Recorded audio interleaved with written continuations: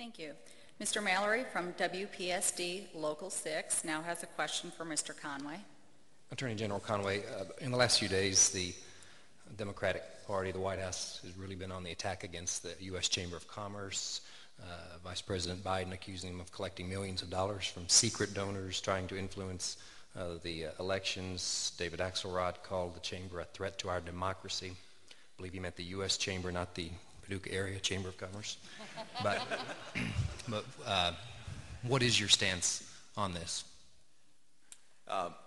Well, my stance is that Dave Atkinson does a great job with the Kentucky Chamber of Commerce. You do a great job here with the Paducah Area Chamber of Commerce. My father-in-law, who's in the audience today, Sim Davenport, is a Republican and the former head of the Owensboro Chamber of Commerce. Our local chambers of commerce do a great job. The larger issue here is we have campaign finance is changing.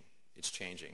Dr. Paul and I are running commercials about our campaigns, but it's a fraction of what's being spent. Because of what the Supreme Court has done, all these corporate interests that are undisclosed, many of whom giving to Karl Rove's group, American Crossroads, attacking me for things I didn't do, are coming in here and spending, and trying to take your democracy away from you. That's what's happening. That's why we need to revisit this issue that the Supreme Court has put forward.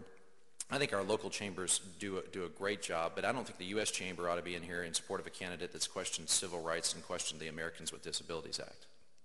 Thank you. Dr. Paul, you have 1 minute. I think it's interesting that I didn't hear any condemnation of any attacks on the chamber in that answer.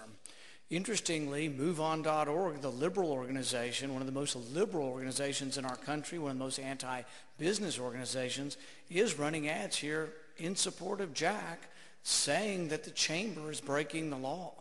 I see the chamber as a group that fosters economic development in every community.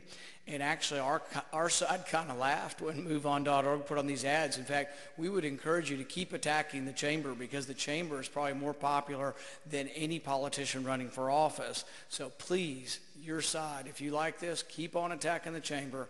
Makes no sense whatsoever. And I think it's a really, really poor political tactic and untrue.